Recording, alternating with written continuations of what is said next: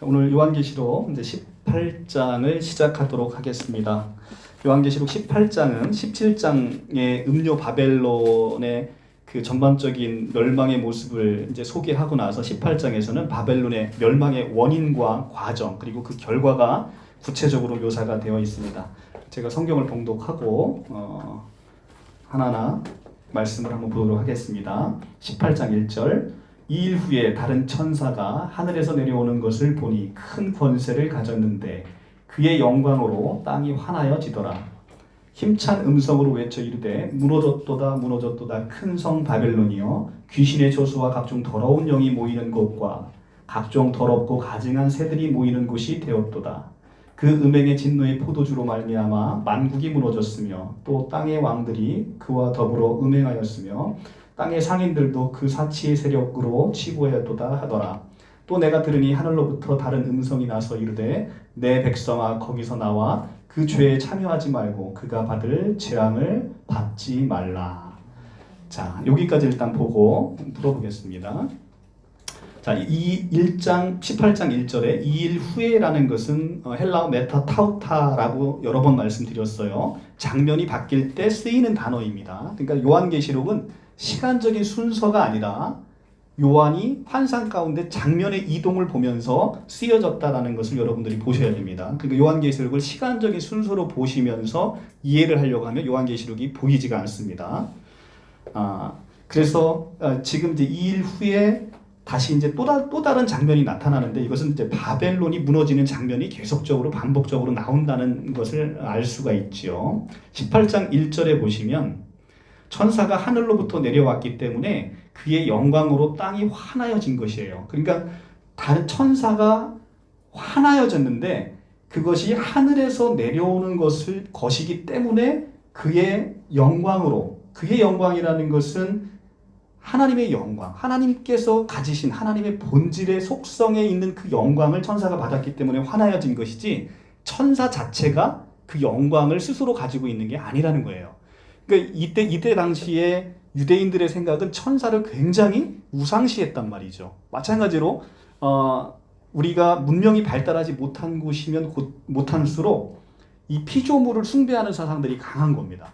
그리고 그러니까 동남아에 가면 어떤 데는 코브라를 숭상하죠, 그죠? 코브라를 숭상하고 어떤 큰 우리도 저희 70년대, 60년대 이때 사셨던 분들은 나무 시골 동네 큰 나무 같은 거나 있거나 이런 돌 같은 걸 보면 그 돌이 뭐고 나무가 뭐라고 다 같은 피조물인데 그 피조물 중에서도 사실은 가장 우두머리가 인간이잖아요. 근데 가장 우두머리인 그 인간이 자기보다 훨씬 못한 그 하등의 피조물을 섬긴단 말이죠. 이것이 바로 창조 질서를 거꾸로 뒤집는 현상인 거예요. 그런 나라치고 잘 될 수가 없겠죠, 그죠? 가장 위대한 피조물이 가장 열등한 피조물을 섬기는 이런 현상이 벌어지는 거예요. 그러니까 천사도 마찬가지입니다. 천사도 스스로의 영광이 있는 게 아니라 하늘로부터 왔기 때문에 하나님의 영광을 받았기 때문에 천사가 환하여진 것이다라는 것입니다. 천사는 구원받은 우리 하나님의 자녀로 입양되어 있는 우리 믿는 백성을 섬기라고 보내진 영입니다. 자, 우리가 히브리서 한번 볼게요. 천사는 얼마나 구원받은 백성보다 못한 피조물인지를 우리가 히브리서를 통해서 볼 수가 있어요. 히브리서 1장 14절. 히브리서의 사상에서도 히브리 기자는 천사를 숭배하는 사상이 가장 깃들었기 때문에 인간의 몸으로 오신 예수 그리스도가 여호와신데 여호와이신 예수 그리스도가 인간의 육신의 몸을 입고 오니까 이 사람들이 만만한 겁니다. 그러니까 인간으로 오신 예수 그리스도를 끌어내리고 천사를 그거보다 높이는 사상들이 있었던 거예요. 그러니까 예수가 누구고 예수로 말미암아서 맏아들이 되시고 우리가 하나님의 자녀가 되는 그 놀라운 변화가 있는 그 믿는 자들의 신분이 이 천사에 너희들이 그렇게 높이고 숭상하는 천사에 비해서 얼마나 높은가를 히브리서 1장에서 쭉 설명을 하고 있습니다. 그리고 마지막 장에 히브리서 1장 14절이 모든 천사들은 섬기는 영으로서 구원받은 상속자들을 위하여 섬기라고 보내심이 아니냐. 자, 모든 천사들은 섬기는 영으로 구원받을 상속자들. 이분이 누구예요? 구원받을 상속자들이 바로 우리잖아요. 그러니까 우리를 섬기는 영으로 보내심을 받은 거예요. 근데 우리가 부리는 종을 우리가 경배한다는 것은 창조 질서에 반하는 것이죠. 십자가상에서 예수님의 신분이 바뀌었잖아요. 그죠? 독생자이신 그분이 십자가에 죽고 부활하심으로 맏아들로 바뀌었어요. 맏아들로 바뀌었다는 건 둘째 아들, 셋째 아들, 넷째 아들이 있다는 거 아닙니까? 그죠? 그 둘째 아들, 셋째 아들, 넷째 아들에 여러분들이 들어가 계시고. 자, 로마서를 한번 볼게요. 로마서 8장.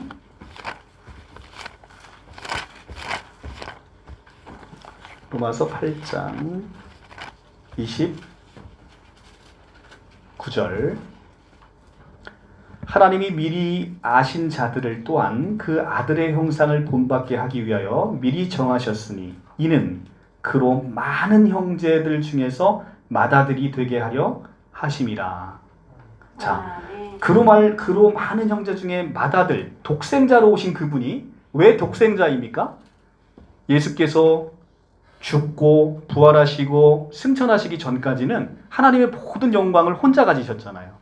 그러니까 하나님의 모든 본질이신 그분을 우리 독생자이신 예수 그리스도 혼자 가지셨단 말입니다. 그런데 그분의 죽으심과 부활하시고 승천하심으로 말미암아 그 영광이 누구와 함께 나눠졌다는 거예요? 바로 우리와 함께 나눠져서 우리를 둘째 아들, 셋째 아들, 넷째 아들의 그 많은 형제로 삼으셨다는 겁니다. 그래서 우리가 그의 형제가 됐다는 것은 그 바로 옆장에 가면 8장 16절에 15절부터 너희는 다시는 무서워하는 종의 영을 받지 아니하고 양자의 영을 받았으므로 우리가 하나님 아버지를 아빠, 아버지라고 부르느니라.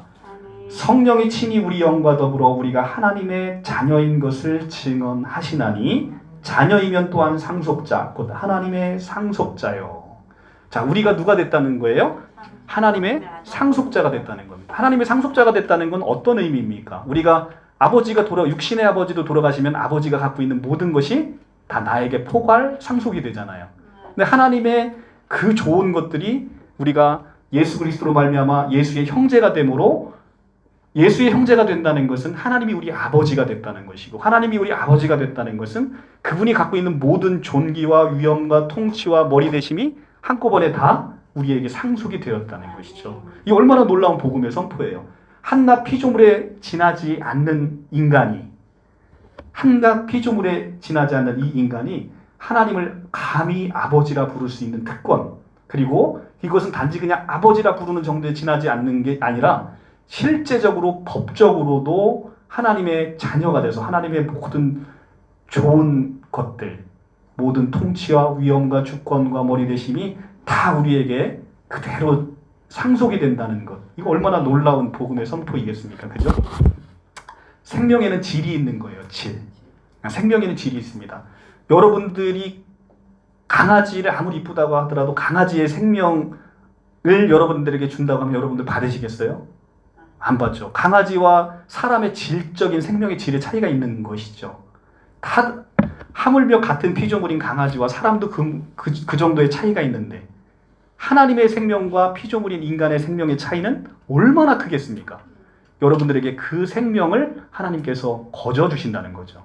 그래서 그 거저 주신 그 생명으로 같은 생명의 질을 갖지 않으면 그분을 아버지라 부를 수 없는 거예요. 강아지가 우리가 강아지를 그냥 호칭상 애칭해서 내가 너의 아빠 엄마라고 부를 수는 있지만 그게 법적인 관계에서의 아빠 엄마가 될 수는 없잖아요. 생명이 다르기 때문에 그렇습니다. 내가 생명이 같은 자야만 그분을 아버지라 부를 수 있는 겁니다. 그래서 예수 그리스도로 말미암아 하나님의 생명이 우리에게 왔기 때문에 우리는 하나님을 비로소 아버지라 부를 수 있는 것이죠. 자, 그래서 우리는 천사가 이렇게 환해진 것은 바로 하나님이 갖고 있는 그 영광으로 말미암은 것이지 천사가 어떤 신적인 존재로 그렇게 되어 있지는 않다는 겁니다. 오히려 하나님의 자녀가 된 우리를 신이라 하였다는 것을 요한복음 10장 32절에서는 분명히 얘기를 하고 있죠. 그죠? 하나님의 말씀을 받은 자를 바로 신이라 불렸다는 겁니다. 신이라. 그러니까 우리는 피조물인 우리에 지나지 않는 것이 하나님의 생명이 들어오므로 우리는 신적인 존재가 이미 되어버렸다. 신적인 존재가 되어버렸기 때문에 그 신적인 존재의 사람이 피조물에 지나지 않는 천사를 숭배하는 그것은 있을 수도 없는 일인 것이죠. 창조 질서에 반하는 것입니다.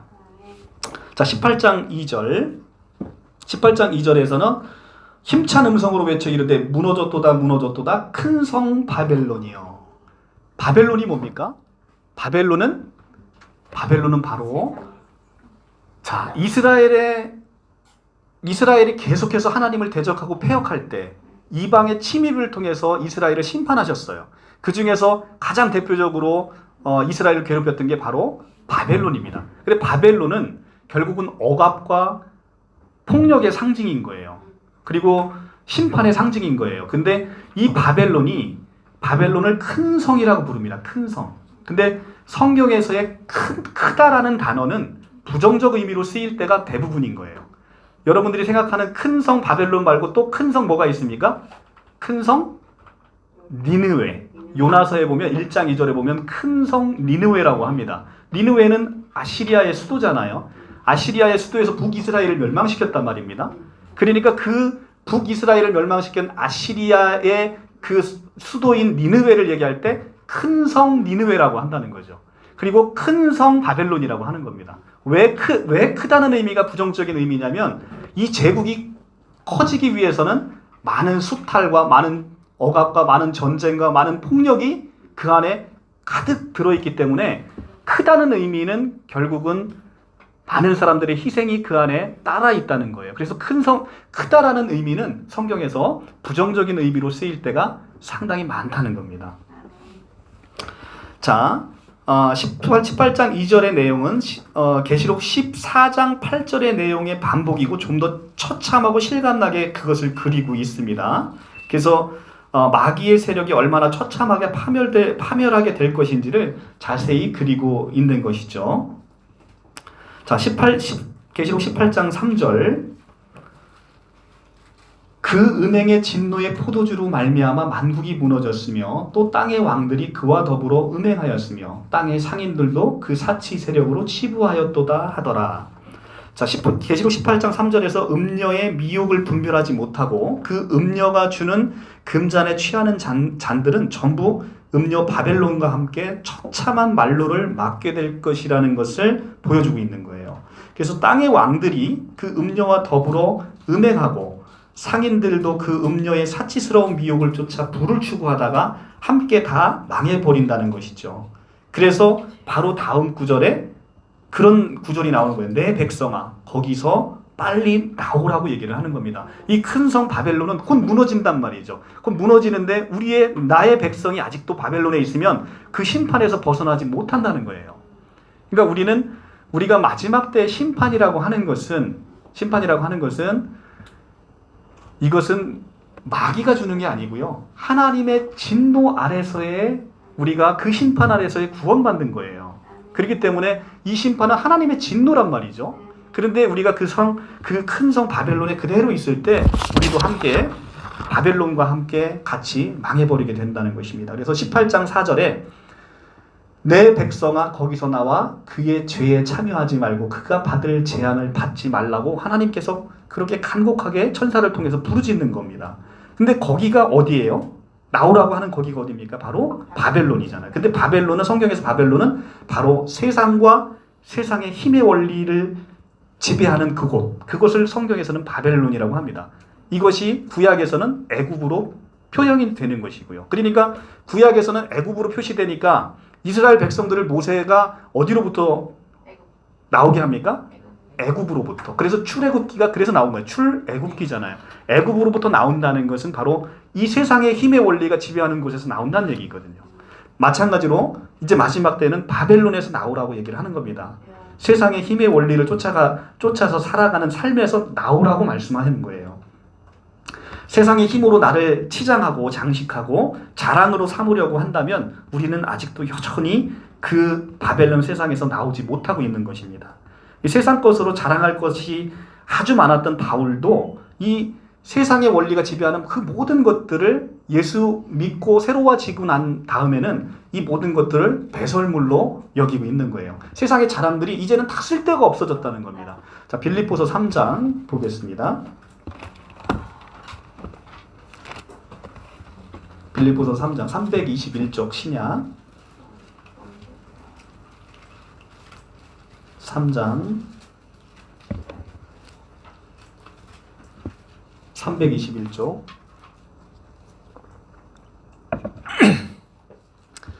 세상에서 육체를 자랑하면 바울처럼 이렇게 육체를 자랑할 것이 많은 사람이 없습니다. 그런데 바울은 오늘 뭐라고 고백하는지를 한번 보겠습니다.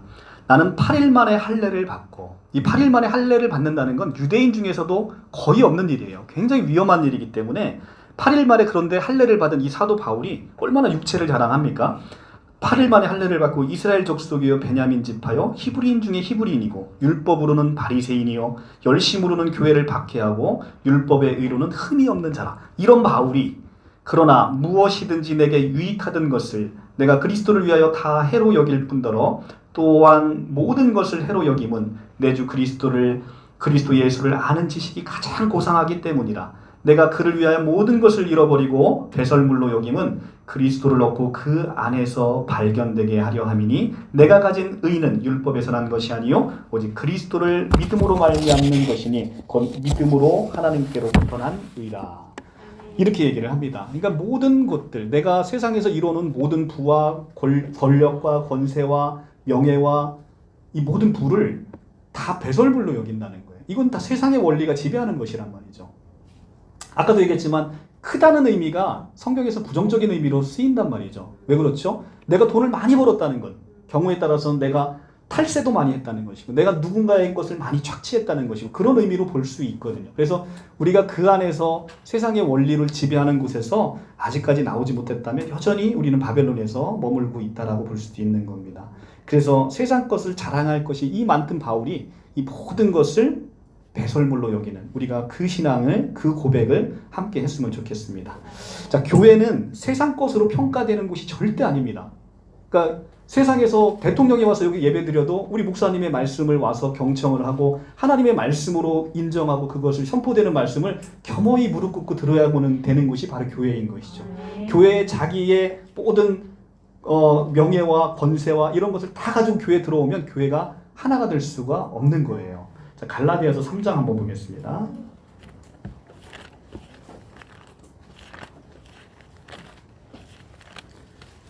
교회의 세상 것들을 잔뜩 가지고 들어와서 그것을 교회에서 인정해주지 않고 교인들이 그것을 알아주지 못한다고 속상해하시는 그런 분들이 계시면 이 말씀을 보면서 회개하셔야 되는 거예요. 그것은 교회에서의 세상의 원리는 아닌 거예요. 그 세상의 원리를 교회에 가지고 들어와서 교회에서 그것을 인정받으려고 하는 것은 그리스도로 옷 입지 못한 자들인 것이죠. 자 3장 27절부터 보겠습니다. 306쪽. 누구든지 그리스도와 합하기 위하여 세례를 받은 자는 그리스도로 옷 입었느니라. 자, 우리가 이 그리스도, 세상 옷을 벗어버리고 그리스도의 옷을 입음으로 말미암아 이 그리스도의 옷 입혀짐으로 우리가 구원을 받는 거란 말이죠. 그런데 28절, 너희는 유대인이나 헬라인이나 종이나 자유인이나 남자나 여자나 다 그리스도 예수 안에서 하나이다. 이렇게 얘기를 합니다. 자, 그런데 여기서 중요한 단어가 있어요. 근데 이것이 우리나라 개역개정 성경에서는 번역되지 않았는데요. 헬라 원어를 보면 중요한 전치사가 여기 빠져 있어요. 오크라는 단어예요. 오크라는 단어인데, 예, 오크라는 단어, 오우데라는 단어입니다. 오우데라는 전치사가 빠져 있는데 이것이 뭐냐면 아니고 아니며라는 뜻인 거예요.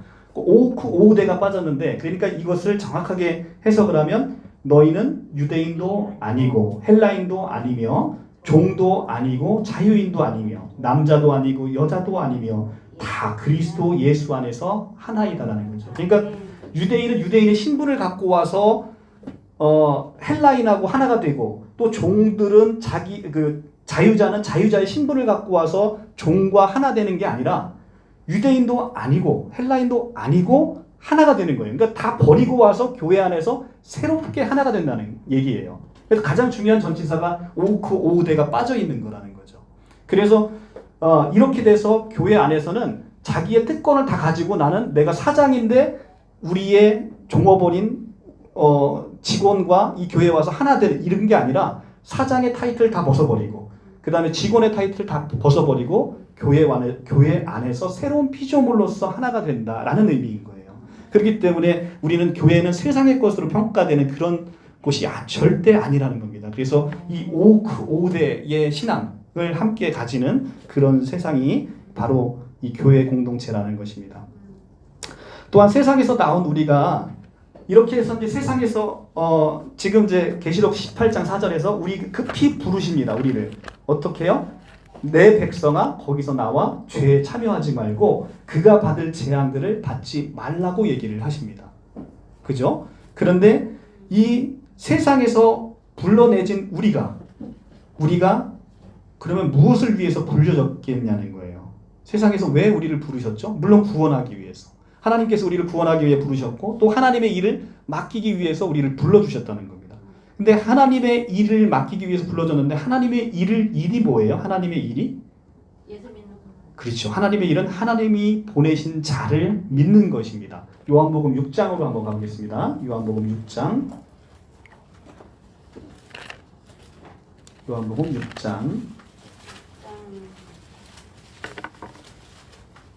6장 28절.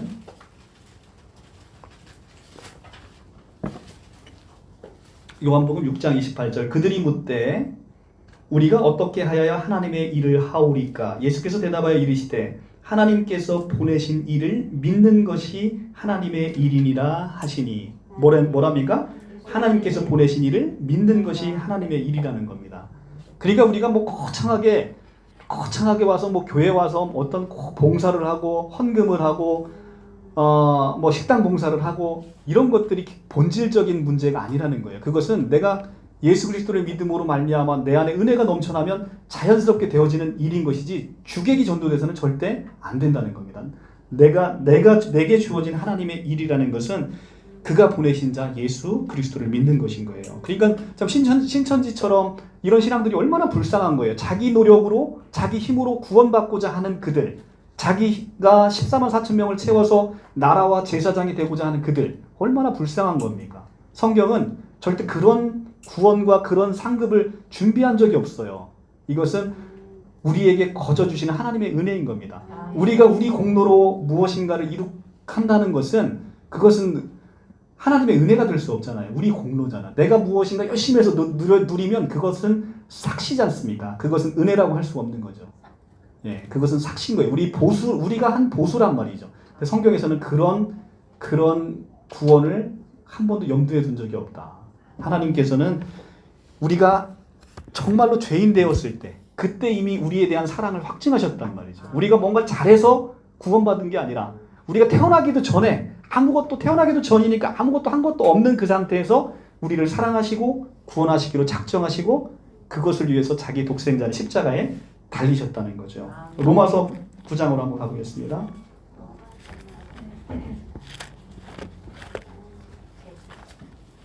로마서 9장.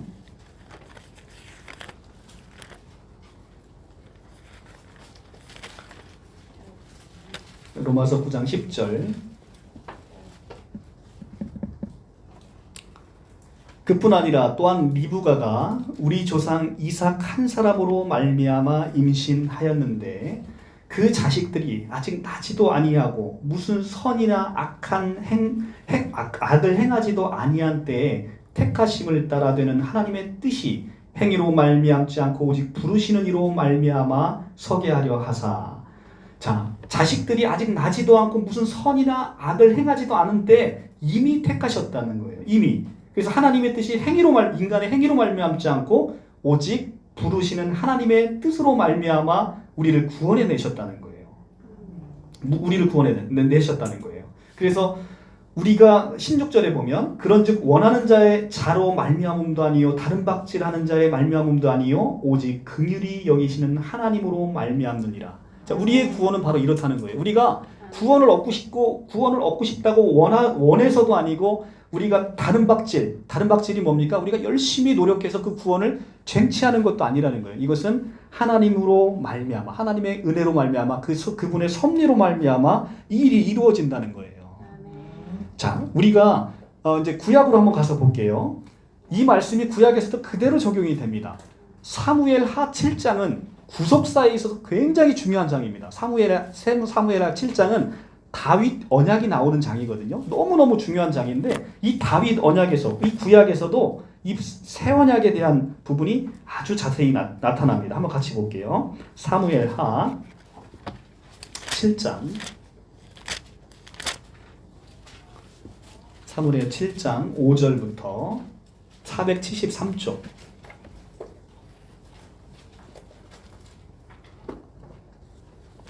473쪽 7장 5절. 가서 내 종 다윗에게 말하기를 여호와께서 이와 같이 말씀하시되 내가 나를 위하여 내가 살 집을 건축하겠느냐?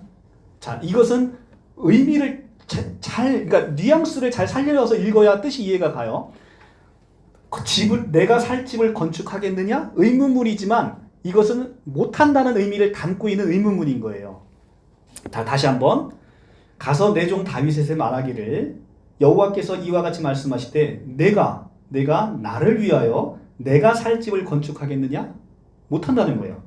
내가 이스라엘 자손을 애굽에서 인도하여 내던 날부터 오늘까지 집에 살지 아니하고 장막과 성막 안에 다녔나니 이스라엘 자손과 더불어 다니는 모든 곳에서 내가 내 백성 이스라엘을 먹이라고 명령한 이스라엘 어느 지파 가운데 하나에게 내가 말하기를 너희가 어찌하여 나를 위하여 백향목 집을 건축하지 아니하였냐고 말하였느냐? 그러니까 네가 언제 내가 살 좋은 집을 백향목 집을 건축하지 않았다고 내가 언제 너를 책망한 적이 있느냐? 이런 의미예요.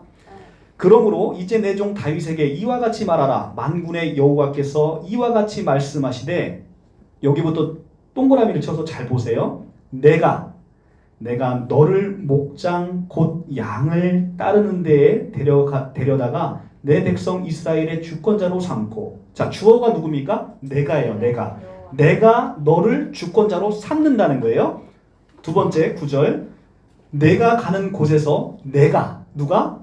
여호와인 내가를 동그라미 치죠. 내가 너와 함께 있어 내 모든 원수를 내 앞에서 멸하였은즉 땅에서 위대한 자들의 이름이 내 이름을 위대하게 만들어 주리라.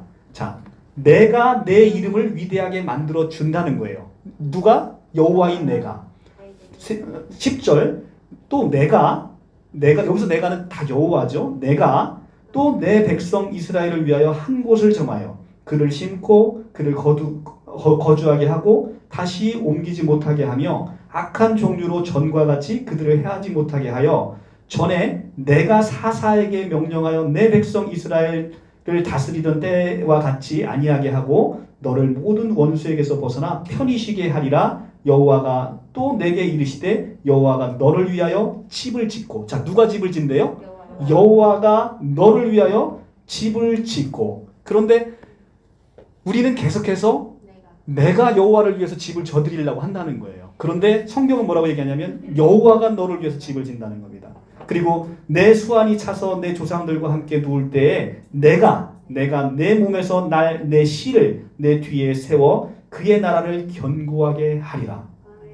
그는 내 이름을 위하여 집을 건축할 것이요 나는 그의 나라 왕위를 견고하게 하게 하리라.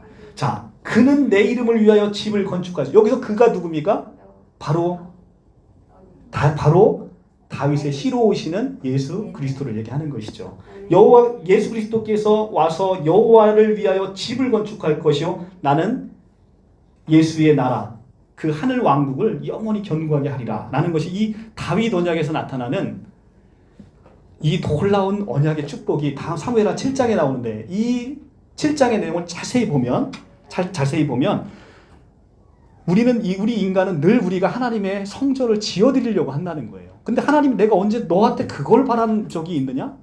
하나님께서 집이 없으셔서 피조물 따위에게 살 집을 지으라고 하시겠냐는 거예요. 그거 아니라는 겁니다. 내가 언제 너희들로 내 성을 지어달라고 했느냐? 내가 너희를 위해서 은혜 베푸는 하나님이지 너희가 나를 위해서 무엇을 해줄 존재가 아니라는 겁니다. 그런데 우리는 계속해서 하나님의 은혜를 망각하고 우리가 뭔가를 하나님을 위해서 해야 되는 존재로 여긴다는 거예요. 그런데 너희는 무엇을 할 수 있는 존재가 아니라는 겁니다. 그러므로 내가 다윗을 주권자로 삼고 다윗의 대적을 물리쳐주고 보호해 주시는 주체가 바로 여호와 하나님이시라는 거죠. 너희는 그 은혜를 이해하게 될 때 비로소 진짜 성전을 건축하게 될 거라는 겁니다. 그러니까 성전을 건축한다는 것은 뭐냐면, 그러니까 구약 시대의 사람은 아직, 그러니까 우리는 얼마나 복된 사람인 거예요. 그 2000년 전에 예수 그리스도께서 오셔서 이루신 구약의 성취를 지금 신약을 살고 있는 우리는 그것을 미리 보고 역사를 거꾸로 보면서 이게 다 이해가 되잖아요. 그런데 구약에 살던 사람들은 그게 이해가 됐겠어요? 이게 도대체 무슨 뜻인지 이해가 안 된단 말이죠. 그래서 마태복음 13장에서 예수님이 뭐라고 얘기합니까? 많은 선지자들과 의인들이 너희가 보고자 하는 걸 보고 싶어도, 너희가 듣고자 하는 걸 듣고 싶어도 그들은 듣지 못했다는 거예요. 그게 바로 뭐냐면 예수 그리스도께서 이루신 그 엄청난 구원의 완결, 그 구원의 성취를 너희는 이미 다 보고 이 땅 가운데 살아가지만 그 구약 시대 살던 많은 의인과 선지자들은 너희가 보고 싶은 걸 보고 싶어도 못 봤다는 겁니다. 그러니까 너희가 이 땅 가운데 천국을 누리며 사는 너희가 얼마나 복된 존재인지를 예수님께서 직접 얘기를 하시는 것이죠. 그것이 지금 사무엘하에도 그대로 나타나는 겁니다. 지금 이스라엘 백성들은 계속해서 뭐를 합니까? 성전을 지어주려고 하는 거예요. 그러니까 이스라엘 성전이 계속 지어지잖아요. 무너지고 또 짓고 무너지고 또 짓고 이렇게 하잖아요. 근데 계속 성전을 짓는데 그 성전의 실제적인 의미를 구약 시대에 있는 사람들은 몰랐다는 거예요. 근데 예수님이 돌아가시고 신약을 사는 사람들은 오늘날 그 성전의 의미가 뭔지 한다는 거예요. 그 성전이 뭡니까? 자, 요한복음 2장 21절로 요한복음 2장 21절로 145쪽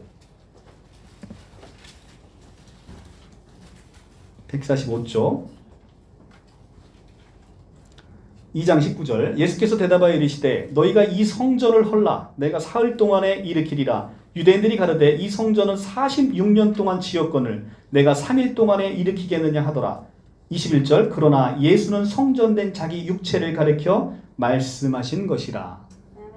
자, 이스라엘 백성들은 늘 그 물리적으로 보이는 그 성전을 건축해서 하나님께 드리는 것이 자기가 하나님이 바라는 거라고 생각을 했던 거예요. 그런데 진즉에 하나님께서 바라신 건 그게 아니라는 거죠. 그게 아니고 바로 성전된 예수 그리스도 그분을 얘기하는 것이고 또 그분을 세워드리고 그분 안에서 하나의 거대한 성 예루살렘을 짓는 그 성전을 얘기한다는 거예요. 이것이 자 예수님께서는 자기를 가리켜 성전이라 얘기하셨고요. 이 성전이 자기가 세워지는 것이 이 성전이 세워지는 것이 진정한 성전이 선다라고 얘기를 한다는 거예요. 그런데 그것이 사도 바울에 의해서 더 확장이 되죠. 고린도전서 3장 16절에 고린도전서 3장 16절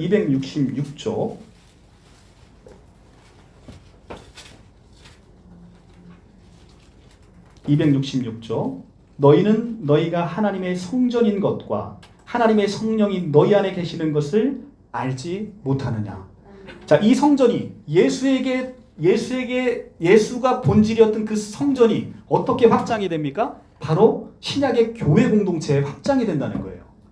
그러니까 예수 믿는 사람들이 이제는 성전이 됐고 그 성전에 하나님의 성령이 와서 거한다는 겁니다.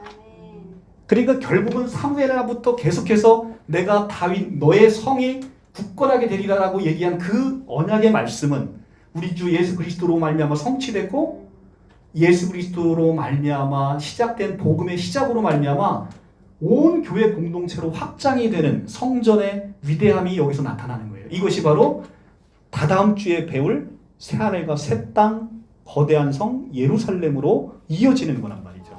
지금 이것을 사무엘하 근데 이 사무엘하에서 이 다윗 언약의 말씀을 들었던 그 구약 시대 이스라엘 백성들은 도무지 이게 이해가 안 가는 거예요.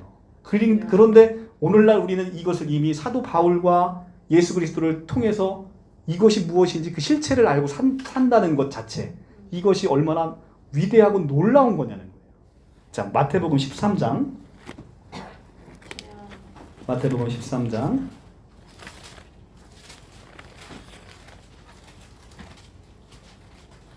마태복음 13장 17절 천국장에서 이렇게 얘기를 합니다. 천국장에서 내가 진실로 너희에게 이르노니 많은 선지자들과 의인이 너희가 보는 것을 보고자 하여도 보지 못하였고 너희가 듣는 것을 듣고자 하여도 듣지 못하였느니라.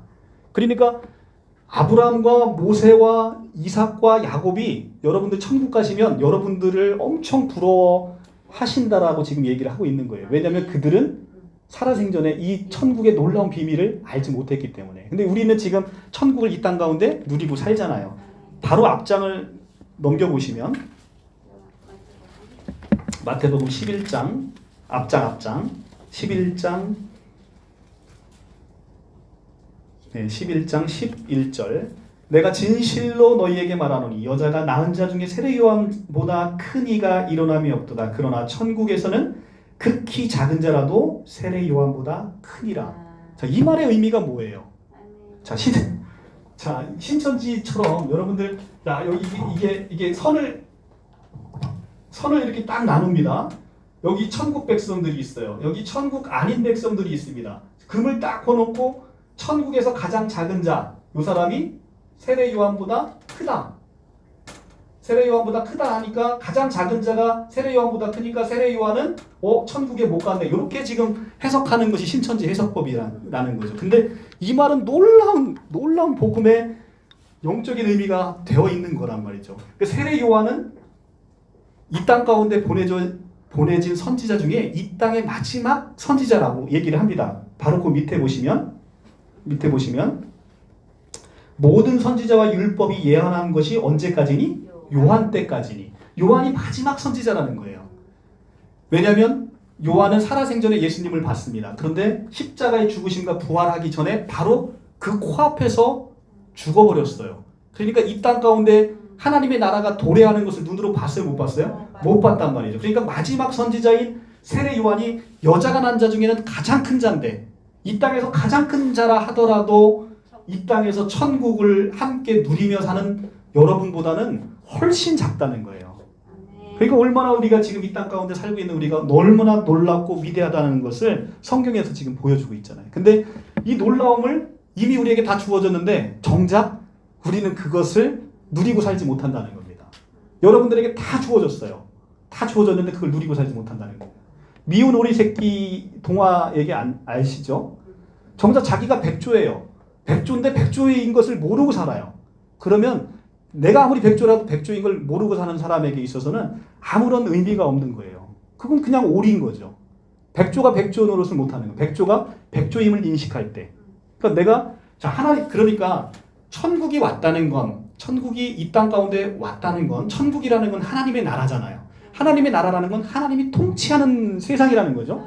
하나님의 통치가 이미 지금 여러분들에게 이루어지고 있어요. 하나님의 통치가 이루어진다는 것은 하나님이 갖고 있는 동일한 생명, 인간의 생명이 아니라 하나님의 생명, 영원히 꺼지지 않는 생명이 여러분에게 와 있다는 건데 그 와 있는 생명을 누리지 못하면 나는 이 육신의 목숨이 없어질까 봐 늘 발발벌벌 떨고 사는 세상 사람과 다를 게 하나도 없다는 거예요.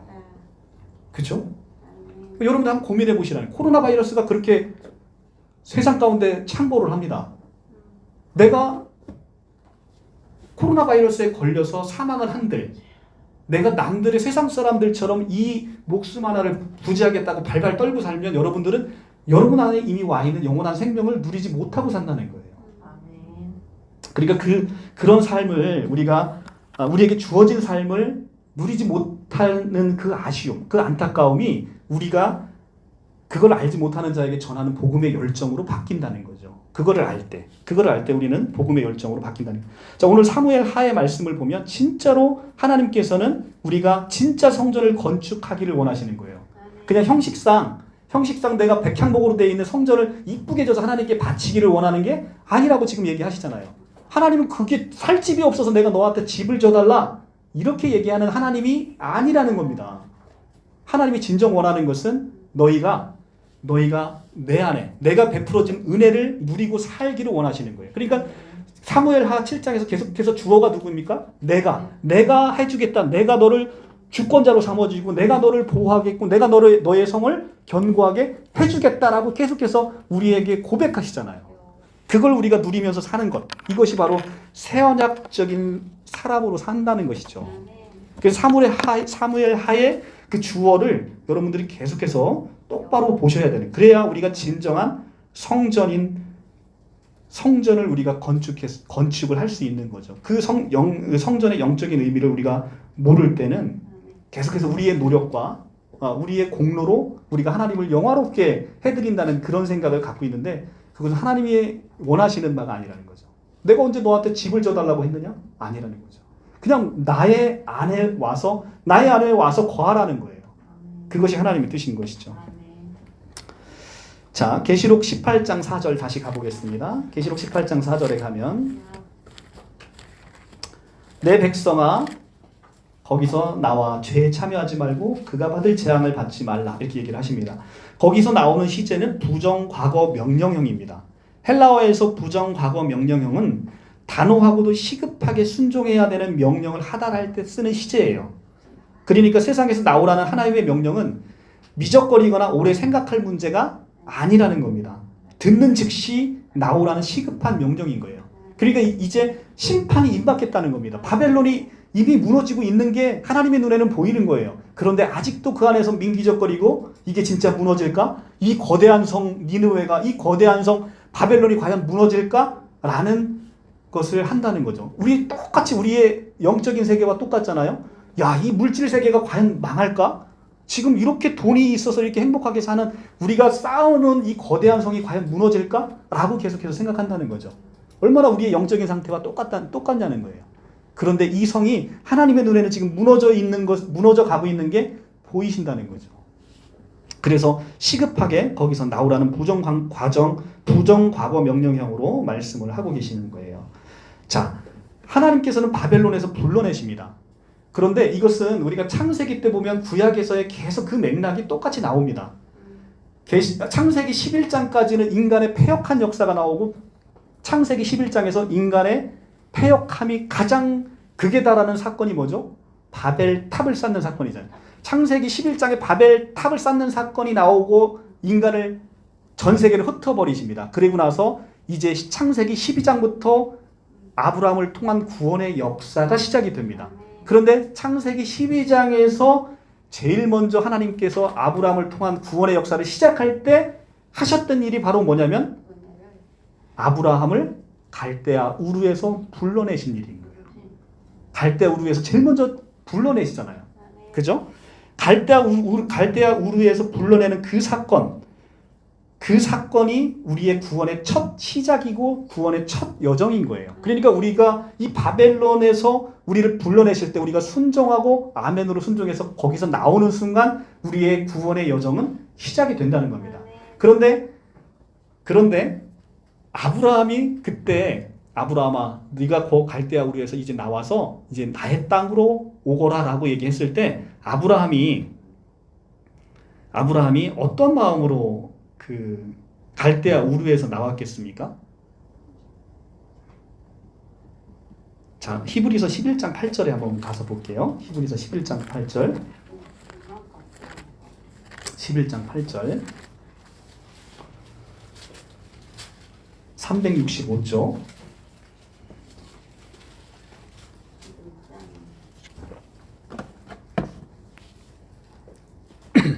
믿음으로 아브라함은 부르심을 받았을 때 순종하여 장래의 유업으로 받을 땅에 나아갈새 갈 바를 알지 못하고 나아갔으며. 어떻대요? 갈 바를 알지 못하고 나아갔다는 거예요. 하나님이 부르시는 말에 순종해서 나아갔는데 하나님이 아무것도 안 알려주시고 너 일단 나와 얘기했는데 그 말에 순종해서 나아갔다는 거예요. 얼마나 막막한 곳에서 나아갔냐는 거예요. 갈 바를 알지 못하고 나아갔다는 거예요. 그런데 우리는 어떻습니까? 우리는 갈 바가 명확하게 보여졌다는 거예요. 신약을 살고 있는 우리는 예수 그리스도의 이미 성취하심을 통해서 우리가 갈 바가 너무나 명백한데도 불구하고 우리는 주저한다는 거죠. 이것이 바로 구약의 백성과 신약을 살고 있는 우리의 믿음의 차이인 거예요.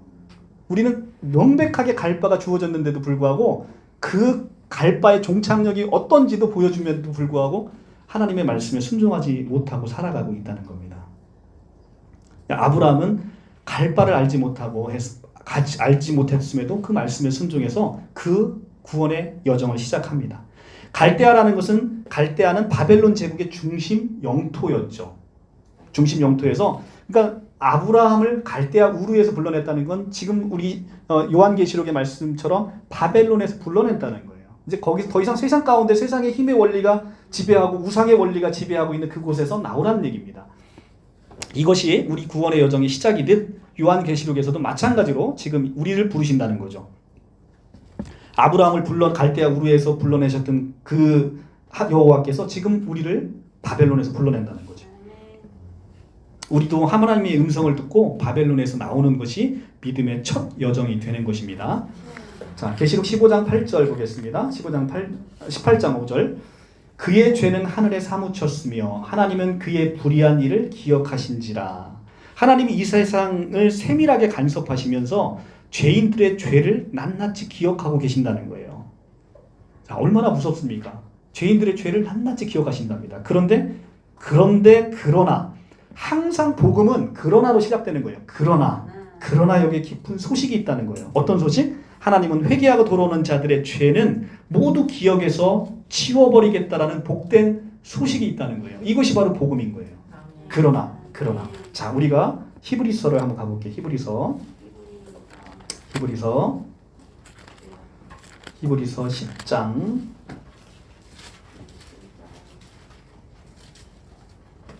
16절부터 15절부터 보겠습니다.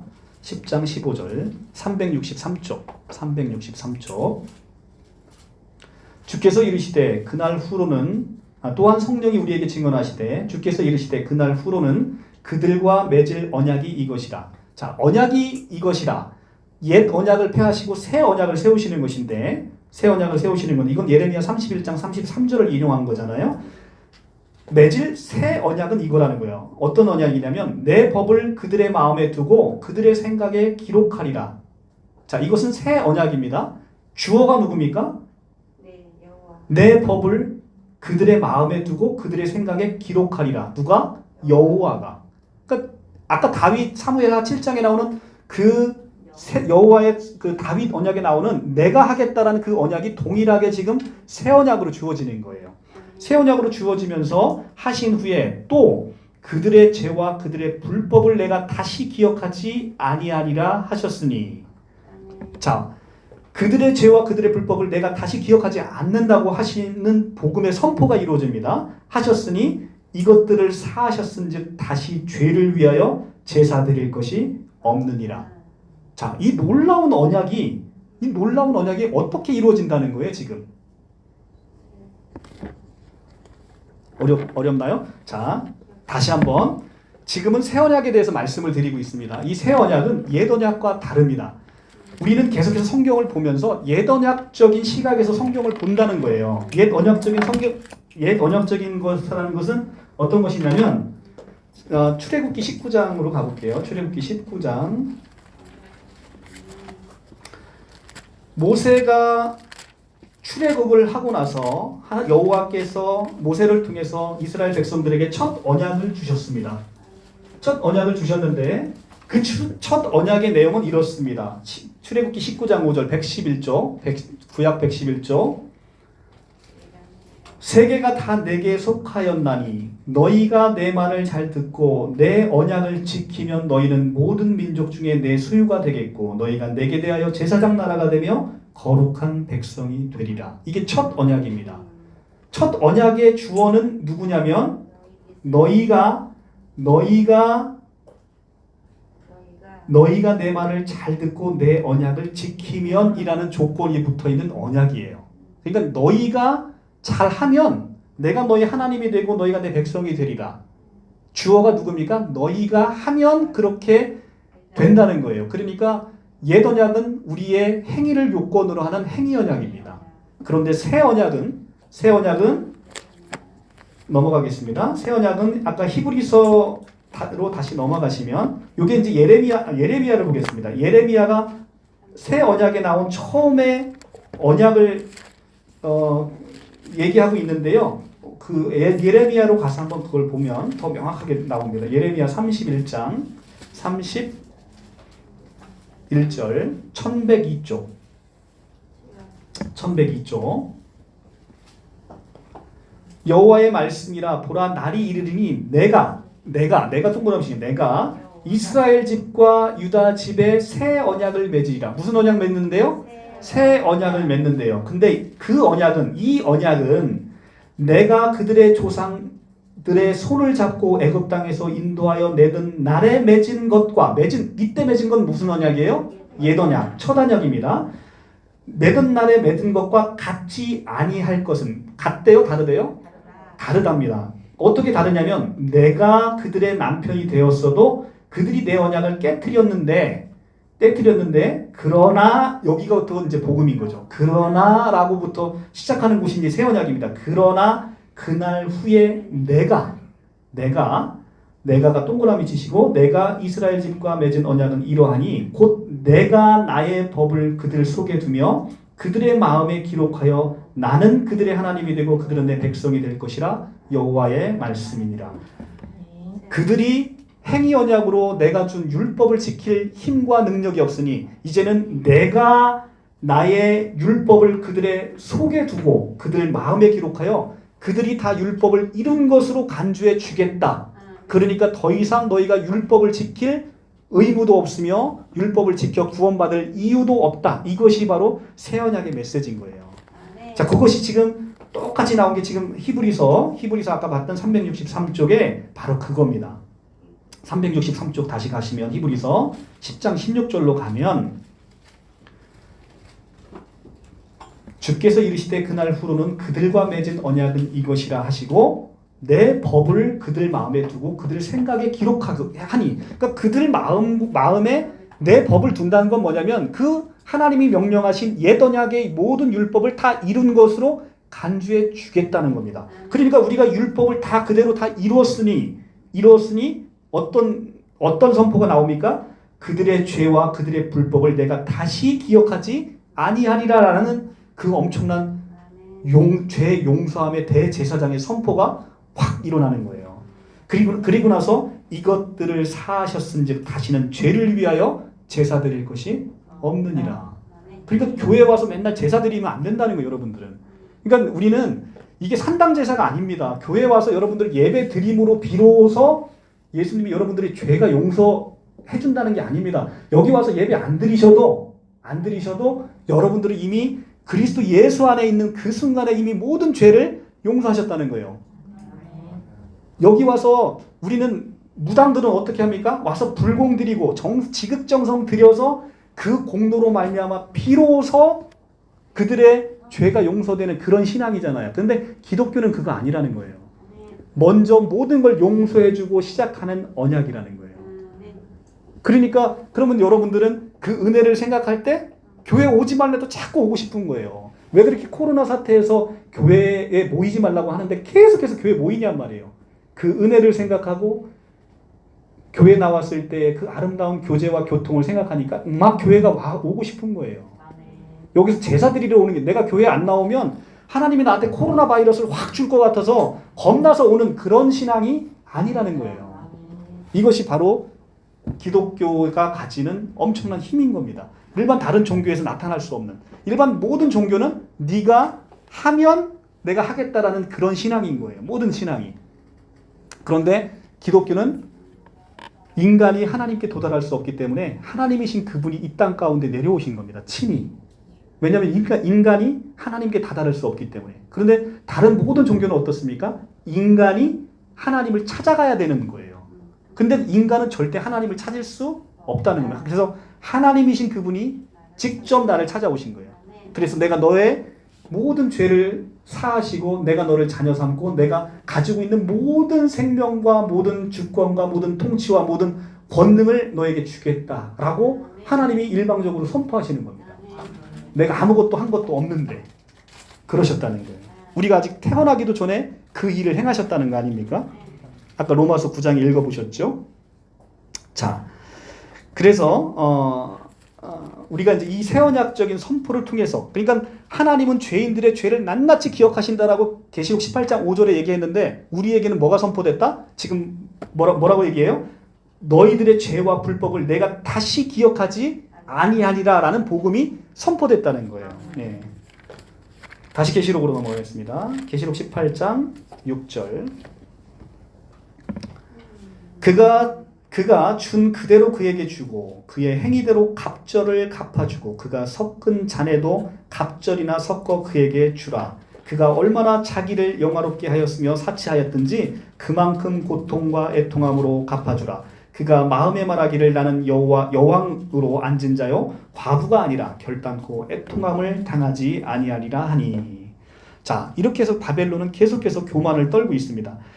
여기 18장 6절에서 얘기하는 갑절을 갚아주고라는 갑절의 헬라어는 디플루스라는 단어인데 이것은 두 배라는 뜻이 아니라 똑같이 닮은 두 사람을 가리킬 때 쓰거나 또는 완전하게라는 in full이라는 의미로 쓰이는 단어입니다. 그러니까 하나님은 정확하고 확실하게 처벌하라는 그 강한 의지에 담긴 표현인 거예요. 꼭 갑절이라고 해서 두 배를 지칭하는 게 아니고요. 18장 7절에서 보시면 바벨론의 제목이 쭉 나옵니다. 근데 바벨론의 첫 번째 제목이 뭐냐면 그가 얼마나 자기를 영화롭게 하였으며. 자, 가장 바벨론적인 죄목의 가장 첫 번째가 뭐냐면 자기를 영화롭게 하는 겁니다. 그런데 사람이 창조의 목적이 뭐예요? 사람 창조의 목적. 여호와를 영화롭게 하고. 그렇죠. 여호와를 영화롭게 하기 위해서 우리가 창조됐습니다. 이사야 43장 7절을 한번 가볼게요. 이사야 43장 7절.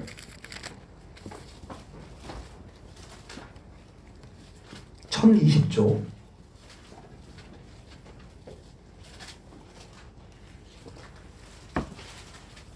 1020조. 내 이름으로 불려지는 모든 자 곧 내가 내 영광을 위하여 창조한 자를 오게 하라. 그를 내가 지었고 그를 내가 만들었느냐. 왜 만들었대요? 내가 내 영광을 위하여 창조한 자라는 거예요. 그러니까 인간은 왜 창조됐다는 겁니까? 여호와의 영광을 위해 창조됐다는 거예요. 그런데 지금 이 요한계시록의 바벨론은 어떻다는 거예요? 자기의 영광을 위해 살았다는 거예요. 자기의 영광을 위해서. 그러니까 우리가 이제 세상을 살 때 내가 내 욕심으로 내가 잘 먹고 잘 사는 것, 그 다음에 교회 와서 봉사하는 것도 내가 나의 공의로 내가 교회에서 한 자리 얻고 아니면 교회 다른 누군가에게 내가 나를 우러러보게 만들고 이렇게 세상 욕심을 가지고 들어와서 내가 무엇을 하는 것은 자기가 자기를 영화롭게 하는 것이라는 거예요. 그렇기 때문에 우리가 내가 먼저 은혜를 충만히 누려져서 그리스도의 마음과 그리스도의 그 심령으로 봉사하지 않는 모든 것이 다 죄가 된다는 겁니다. 그것이 그러니까 믿음을 따라 하지 않는 모든 게 죄가 된다라고 지금 로마서에서 얘기하고 있지 않습니까? 믿음을 따라 하지 않는 모든 게 다 죄라는 겁니다. 그러니까 믿음이 먼저 은혜가 충만히 누려지지 않은 상태에서 내가 하는 봉사, 내가 교회에서 이렇게 봉사 잘하면 내가 교회에서 어떤 지위를 가질 거야. 이런 모든 것도 자기를 영화롭게 하는 거예요. 이것이 그리스도에게 덕이 되지 않는다는 겁니다. 그러니까 자기를 영화롭게 하는 삶을 살아가는 게 가장 바벨론의 죄목에 해당하는 것이죠. 그러니까 하나님은 자기를 영화롭게 하는 그런 삶을 우리에게 기대하시는데 사람은 하나님을 영화롭게 하지 않고 자기가 자기 스스로를 영화롭게 하는 것이다. 이것이 바벨론의 첫째 제목이라는 겁니다. 그 다음에 두 번째 제목은 이제 사치입니다. 이 사치인데 이 사치는 스트레니아오라는 단어인데 이 쾌락을 즐기다라는 뜻입니다. 그래서 12장 13절부터는 12절하고 13절에는 계속 바벨론 사람들이 얼마나 사치를 부리는지가 이제 나옵니다. 같이 한번 요한계시록을 보겠습니다. 자, 제가 계속 읽어볼게요. 8절부터 그러므로 하루 동안에 그 재앙들이 이르니 곧 사망과 애통함과 흉년이라. 그가 또한 불에 살라지리니 그를 심판하시는 주 하나님은 강하신 자이심이라. 그와 함께 음행하고 사치하던 땅의 왕들이 그가 불타는 연기를 보고 위하여 울고 가슴을 치며 그의 고통을 무서워하여 멀리 서서 이르되 화이또다 화이또다 큰 성 경관성 바벨론이여 한 시간에 내 심판이 이르렀다 하리로다. 땅의 상인들이 그를 위하여 울고 애통하는 것은 다시 그들의 상품을 사는 자가 없음이라. 그 상품은 금과 은과 보석과 진주와 세마포와 자주옷감과 비단과 붉은 옷감이요 각종 향목과 각종 상아 그릇이요 갑진, 나무와 구리와 철과 대리석으로 만든 각종 그릇이요 계피와 향료와 향과 향유와 유황과 포도주와 감나미와 고름 비른 밀가루와 미리오 소와 양과 말과 수레와 종들과 사람들의 영혼들이라. 자, 이렇게 보시면 알겠지만 좀 복잡하긴 한데요. 바벨론에서의 사치의 품목이 종류별로 나옵니다. 첫째는 보석류가 나옵니다. 금, 은, 보석, 진주. 그 다음에 세마포류가 나옵니다. 자주 옷감, 비단, 붉은 옷감 같은 고급 옷감이 나오죠. 고급 가구가 나옵니다. 향목. 그 다음에 고급 향료인 계피, 향료, 유황이 나옵니다. 그 다음에 고급 음식인 포도주와 감나미와 고운 밀가루가 나오고요. 가축과 농기구류가 나옵니다. 소, 양, 말, 수레. 그 다음에 마지막으로 나오는 것이 바로 13절에 나오는 종들과 사람들의 영혼들이 나옵니다. 그러니까 사치 세력을 거래하는 물품에 맨 마지막에 사람이 등장하는 것은 바벨론이 사치로 미혹하고 있는 목적이 결국은 사람 자체를 위한 것이 아니라 이 사람의 영혼들까지도 팔아서 사치를 조장하는 사악한 악의 세력이라는 것을 지금 계시록은 보여주고 있는 거예요. 그리고 나서 바벨론은 아까도 얘기했지만 7절에서 뭐라고 얘기하냐면 자기는 나는 여왕이라 라고 하면서 교만을 떨고 있죠. 이 교만이 바로 악한 자의 표상인 겁니다. 계시록 18장 8절에 보면 하루 동안이라는 단어가 나오죠. 근데 하루 동안이라는 단어는 번역상의 오류로 보입니다. 이 메아 헤메라라는 단어를 쓰는데 이 단어 하루 동안이라는 이 단어가 17절에 보시면 그러한 부가 1시간에 망하였도다 할 때 1시간 나오죠. 그 1시간이라는 단어와 동일한 단어가 쓰인 거예요. 미아 헤메라라는 동일한 단어가 쓰였는데 여기서는 하루 1시간이라고 번역했는데 여기는 하루 동안이라고 번역이 되어 있어요. 그러니까 이 심판은 하루 동안에 걸쳐서 길게 오는 게 아니라 도적처럼 갑자기 들이닥치는 심판이라는 것을 우리가 알 수 있습니다. 이게 데살로니가전서 5장 1절에서 8절 나오죠. 그날이 도적같이 이룰 줄 너희가 알미라 라고 얘기를 합니다. 그날은 어떻게 온다고요? 도적처럼. 그러니까 정말로 평온하다, 안전하다, 이 하늘에 무슨 지금 비가 내릴까라는 그런 노아의 시대 때 노아는 하나님의 말씀에 순종해서 방주를 지었잖아요. 근데 그때 상황을 보면 절대 비가 올 하늘이 아니라는 거예요. 우리의 심판은 바로 이런 때 온다는 거죠. 우리가 안전하고 평안하고 이 태평성대에 무슨 심판이 오랴 할 때 그때 하나님의 마지막 심판이 도적처럼 이른다는 겁니다. 18장 9절에 보면 땅의 왕들이 통곡하는 장면이 나오죠. 땅의 왕들이라는 것은 음녀 바벨론의 미혹에 넘어가서 힘을 추구하는 사람들을 말하는 겁니다. 그러니까 그들이 누리던 권세와 힘이 음녀 바벨론이 멸망하자 일순간에 모두 사라져 버리는 겁니다. 그러니까 우리가 돈과 권력과 명예를 갖고 산단 말이죠. 그런데 그것이 세상의 음녀인 바벨론의 세상에서 누리고 사는 그 행복이 바벨론이 멸망하니까 한순간에 그것도 다 날아가 버리는 그런 거라는 거죠. 그러니까 우리가 자 여러분들 그냥 다른 거 생각하지 마시고 여러분들이 이제 저희 어머니 마냥 죽음을 임박했다라고 생각해 봅시다. 그러면 여러분들이 가지고 있는 모든 것들 일순간에 다 내려놓고 발가벗긴 채로 하나님에게 가는 것이 바로 우리가 사는 안개와 같은 인생을 살아가는 우리 나그네 길 아니겠습니까? 그런 삶이 바로 우리에게 이미 결론적으로 주어졌다는 겁니다. 그런데 그것을 미처 생각하지 못하는 인간은 나는 아니겠지라고 늘 생각하는 거예요. 코로나 바이러스가 이렇게 많이 창궐해도 나는 아니겠지라고 생각하는 게 바로 인간의 옛 아담의 본성이라는 거예요.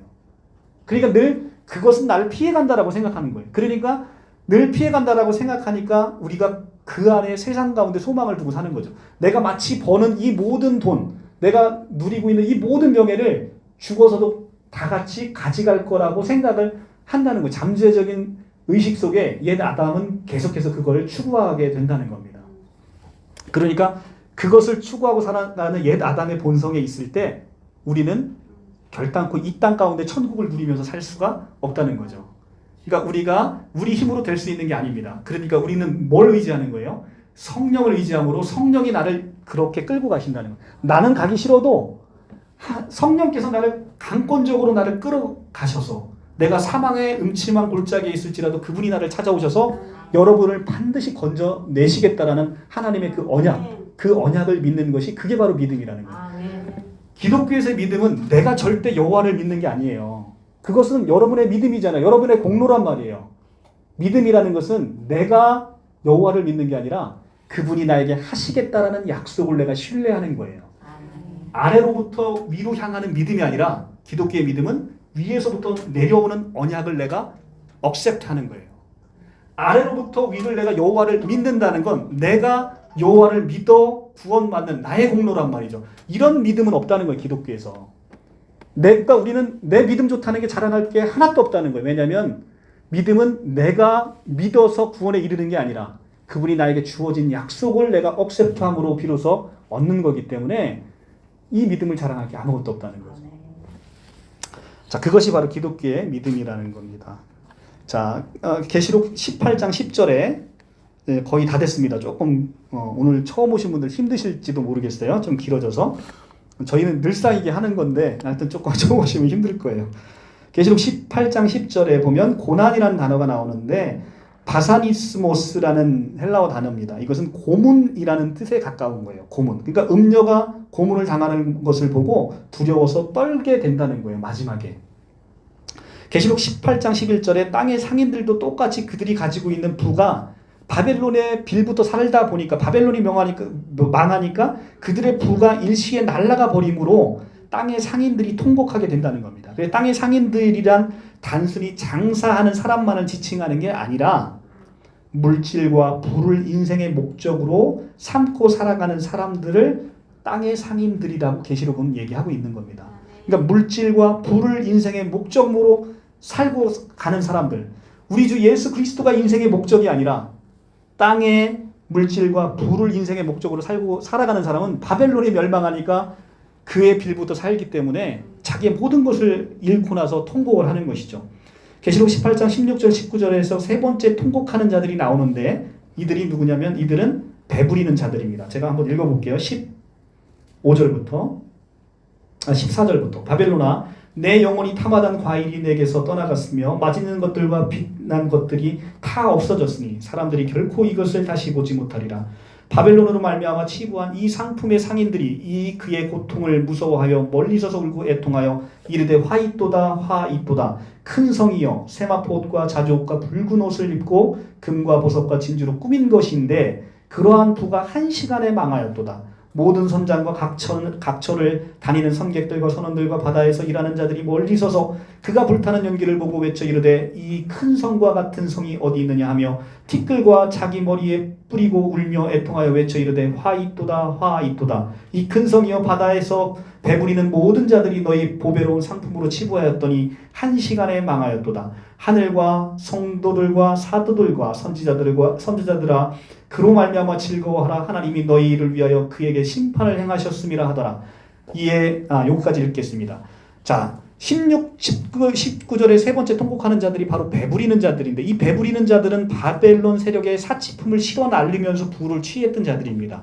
그들이 사치 세력인 바벨론의 빌부터 세상의 원리로 살던 사람들의 전체를 가리키는 것인데 이들이 에스겔서 27장 25절에서 35절을 인용해서 지금 쓰고 있는 겁니다. 이 바벨론의 미혹에 빠져 세상 것들을 추구하며 살던 자들, 이들이 모두 이렇게 바벨론과 함께 멸망을 하게 될 것이다 라는 것을 지금 얘기를 하고 있는 겁니다.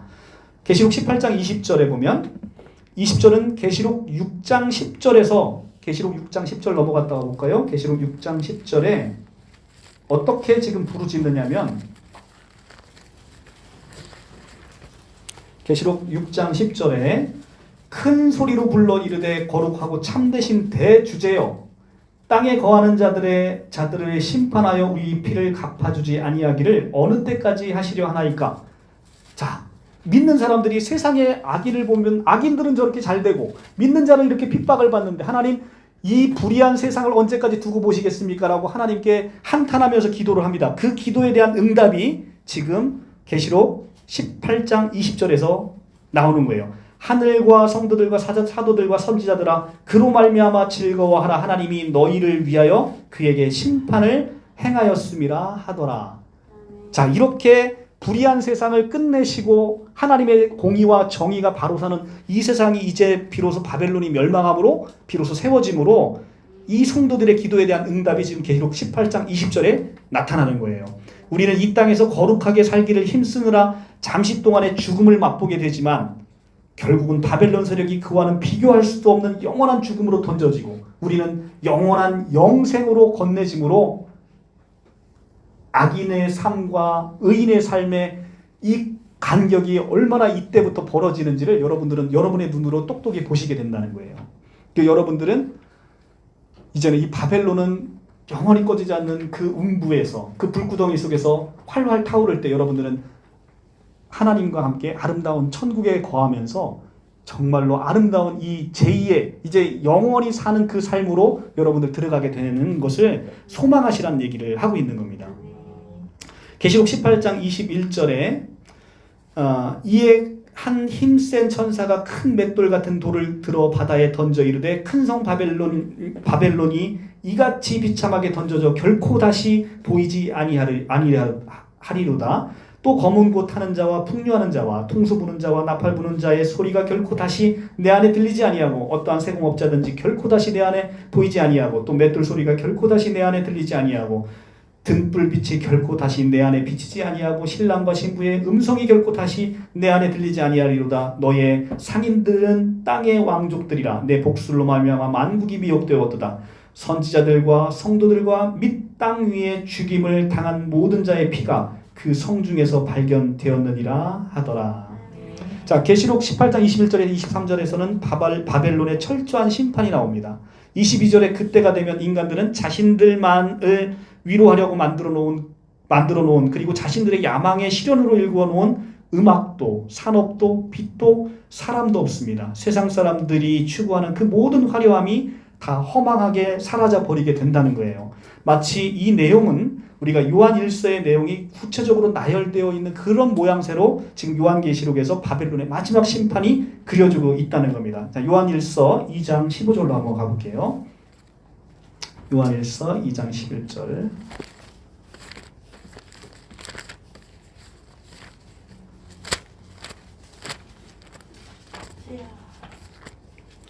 요한 1서 2장 15절부터 389쪽입니다. 이 세상에 있는 모든 것이 육신의 정욕과 15절부터 이 세상에 있는 것들을 사랑하지 말라.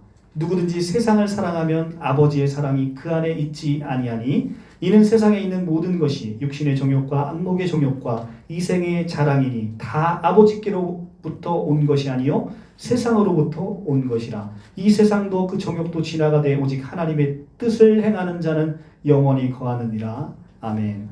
자, 이 말을 지금 요한계시록에서 그대로 지금 구체적으로 마지막 때의 심판으로 풀어주고 있는 거잖아요. 그죠? 그러니까 이 세상에 있는 모든 것들, 우리가 육신의 정욕, 안목의 정욕, 이생의 자랑으로 사는 게 바로 우리 옛사람 아담의 본성이라는 겁니다. 우리가 이걸 자랑하고 살잖아요. 그런데 하나님 앞에서 이것은 아무것도 아니라는 거예요. 하나님 앞에는 모든 것이 리셋되는 겁니다. 리셋. 네, 리셋돼서 하나님의 내 안에 있는 그리스도의 풍성한 분량의 크기로 우리가 평가받는 것이죠. 그러니까 육신의 자랑, 이생의 안목의 정욕, 이생의 자랑을 다 내려놓고 이제는 영원히 거하는 오직 아버지 하나님의 뜻. 하나님의 뜻은 뭡니까? 아까 말씀드렸지만 그가 보내신 자 우리 주 예수 그리스도를 믿는 믿음으로 사는 것이죠. 이것이 바로 그의 뜻인 겁니다. 우리가 그 생명 안으로 풍성히 날마다 더 들어가는 것. 이것이 하나님이 우리에게 주신 유일한 목적이고 우리를 창조하신 뜻이라는 겁니다. 자, 계시록 18장 말씀 여기서 마치고 기도하겠습니다.